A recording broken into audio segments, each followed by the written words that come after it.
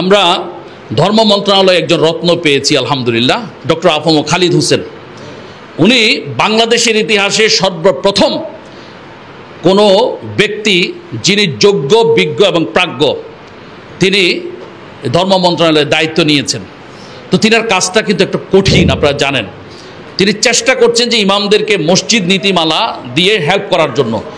মসজিদ ব্যবস্থাপনা নীতিমালা গত 54 বছরে বাংলাদেশে হয়নি, এটা দুঃখজনক। অথচ এটা সিংহভাগ মুসলমানের রাষ্ট্র, এখানে মসজিদ নীতিমালা নাই।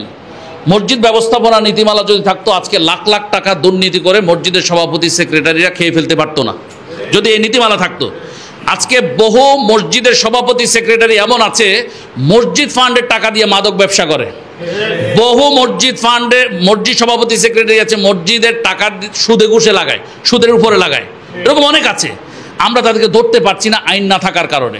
তো আমি বহু চেষ্টা করছি, ইন্টারিম সরকারের আমলে শুরু থেকে আমরা চেষ্টা করছি এই মসজিদ নীতিমালাটাকে মানে গ্যাজেট আকারে পাশ করানোর জন্য। আমরা বিশ্বাস করি মসজিদ ব্যবস্থাপনা নীতিমালা যদি ডক্টর আফম খালিদ হোসেন স্যারের আমলে না হয়, আগামী 100 বছরে হওয়ার সম্ভাবনা নেই, এটা আমরা বিশ্বাস করি। কারণ এই সুযোগ আমরা আর পাবো না। তো আলহামদুলিল্লাহ উনি কাজ শুরু করে দিয়েছেন। গতকালকেও সারাদিন আমরা সেই যে 10টা বাজে ঢুকেছি সচিবালয়ে, আমরা সারাদিন 5টায় বের হয়েছি। এই মাননীয় অতিরিক্ত সচিব মহোদয়, যুগ্ম সচিব মহোদয় সহ সবাই মিলে, আমি ছিলাম, আমাদের মহাসচিব সাহেব ছিলেন। আমরা এই গ্যাজেট আপনাদের সামনে আমরা মানে আনঅফিসিয়ালি একটু বলছি। তো আমরা এখনও পর্যন্ত এটা কাটছাট হচ্ছে। তো আপনারা দয়া করে একটু শান্ত থাকেন। কিছু কিছু লোক ডক্টর আফম খালেদ শাহ হুজুরের বিরুদ্ধে কি ফেসবুকে লেখা শুরু করছে।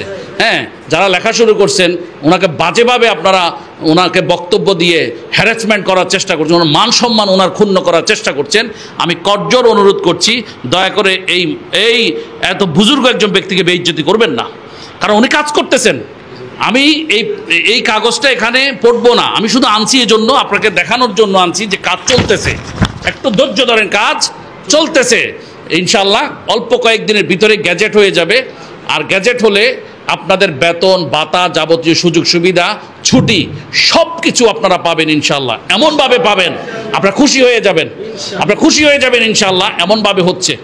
এমনভাবে হচ্ছে আপনাদের স্বার্থকে, ইমাম খতিব মুয়াজ্জিন খাদেমদের স্বার্থকে অগ্রাধিকার দিয়েই কিন্তু এই মসজিদ ব্যবস্থাপনা নীতিমালা চূড়ান্ত হচ্ছে। সুতরাং আল্লাহর ওয়াস্তে শান্ত থাকেন, কেউ ফেসবুকে লেখালেখি করবেন না। উনি কিন্তু অনেক চেষ্টা করছেন, ওনাকে আমরা দরকার হচ্ছে হেল্প করা। আর মাত্র সময় আমাদের 3 মাস।